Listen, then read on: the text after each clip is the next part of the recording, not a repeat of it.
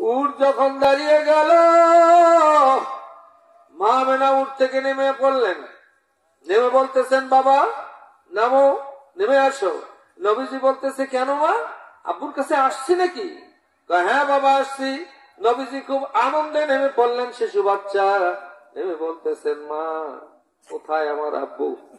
কোনদিন দেখি নাই, আজকে আব্বুকে এক নজর দেখবো। মা কোথায় আমার আব্বু? মা আমেনা তখন চোখের পানি ছেড়ে দিয়ে ওই ঘিরা দেওয়া জায়গাটার দিকে ইশারা করে বলছে, বাবা তোমার বাবা এই জায়গায় আছে। ছোট্ট বাচ্চা ওই ঘিরা দেওয়া জায়গাটার কাছে গিয়ে ডাকতেছে, আব্বু আব্বু আব্বু, উঠে আসো আব্বু। আব্বু আমি জীবনে কোনোদিন তোমারে দেখি নাই, আব্বু আজকে একটু তোমার এক নজর দেখবো। আব্বু আমি তোমার কোলে উঠবো। আব্বু উঠো, আব্বু উঠো, আমার একটু দেখা দাও, একটু সাক্ষাৎ দাও। দীর্ঘক্ষণ পর্যন্ত কত চিৎকার করে কান্নাকাটি করাতো, যখন আব্বু ওঠে না, মায়ের দিকে তাকিয়ে বলছে, মা আব্বু উঠে না কেন, আসে না কেন, আমারে কোলে নেয় না কেন? মা আমেনা ডাক দিয়ে বলে, বাবা তোমার বাবা এমন দেশে গেছে যেই দেশে গেলে মানুষ আর ফেরত আসে না। আল্লাহু আকবার।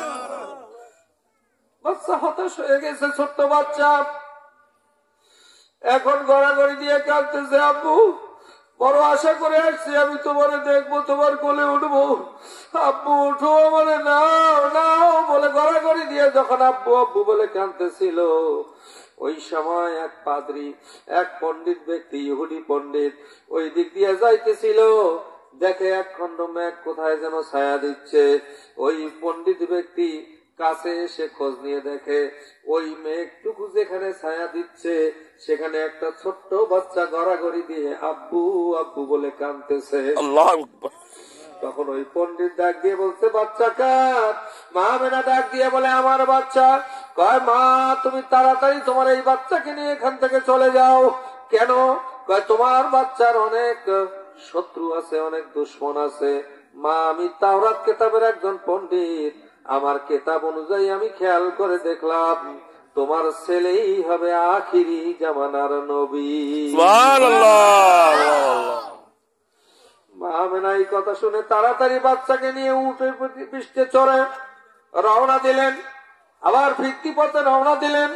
আস্তে আস্তে আস্তে আস্তে আস্তে আস্তে আবওয়া নামক একটা জায়গা আছে, ওই জায়গার মধ্যে এসে মা আমেনা হঠাৎ করে অসুস্থ হয়ে পড়লেন।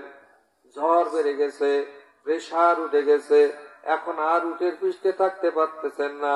উট থেকে নেমে জমিনের মধ্যে বসে পড়লেন। তিনি বুঝতে পারছেন ওইখানে কোনো ডাক্তারও নাই, কবিরাজও নাই, হেকিমও নাই, কেউ নাই। কে এখন তার ট্রিটমেন্ট করবে? শুধু মরু এলাকা, গ্রাম অঞ্চল, কি হবে? মা আমেনা বুঝতে পারছে শরীরের যা পরিস্থিতি, মনে হয় বেশিক্ষণ বাঁচবো না। নবীজিকে ডাক দিছে, বাবা মুহাম্মদ আমার কোলের কাছে আসো। বাবা কোলের কাছে আসছে, মা বুকের কাছে নিয়ে বলতেছে, বাবা বড় আশা ছিল তোমাকে লেখাপড়া শিখায় মানুষের মতো মানুষ করব, কিন্তু বাবা আমার শরীরের যে অবস্থা, মনে হয় আমি বেশিক্ষণ আর বাঁচবো না। বাবা আমার বুকে আসো। মা আমেনা সন্তানকে, কলিজার টুকরা সন্তানকে বুকের মধ্যে নিয়ে চাপ দিয়ে ধরে থাকতে থাকতে দুনিয়া থেকে বিদায় নিয়ে চলে গেলেন। হাত দুইটা ঝুলে পড়ল। শিশু বাচ্চা নবী ডাক দিয়ে বলতেছে, মা ও মা, মা তোমার কি হলো? আমাকে ছেড়ে দিলে কেন মা?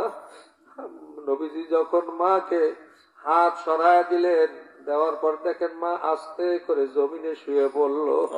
এবার নবীজি বুকের কাছে গিয়ে বলতেছে, মা কি হলো, কথা বলো না কেন? উম্মে আয়মান দৌড় দিয়ে এসে মা আমেনার হাত ধরে টিপে দেখে, বুকের কাছে শ্বাস নিয়ে দেখে মা আমেনার দুনিয়াতে নাই। মা আমেনা দুনিয়া থেকে বিদায় নিয়ে চলে গেল। উম্মে আয়মান আমার নবীজিকে ধরে বলতেছে, বাবা মুহাম্মদ, আর মা মা বলো না, তোমার মা তোমার বাবার কাছে চলে গেছে। যখনই বলছে বাবার কাছে চলে গেছে, ছোট্ট বাচ্চা, তার মনের ভিতরে ইয়াকিন পয়দা হয়ে গেছে। বাবার কথা বলছিল, মা এমন দেশে গেছে যেখানে গেলে আর কোনোদিন ফেরত আসে না।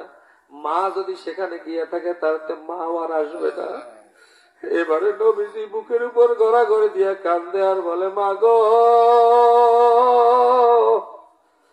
জলমের এতিম বানায়া কোথায় গেলাম মা? কে আমার বুকে নিয়ে ঘুমাবে শীতের রাত? ও আল্লাহর বান্দারা বান্দিরা, যাদের বাবা নাই একটু খেয়াল করো, যাদের মা নাই একটু খেয়াল করো। এই শীতের রাত বাবা মায়ের দুজনের মধ্যখানে শুয়ে ঘুমাইছিলাম। যখন নাকি একটু বড় হয়েছি, ওই সময় আমাদের বিছানা আলাদা করে দিছে। ঠিক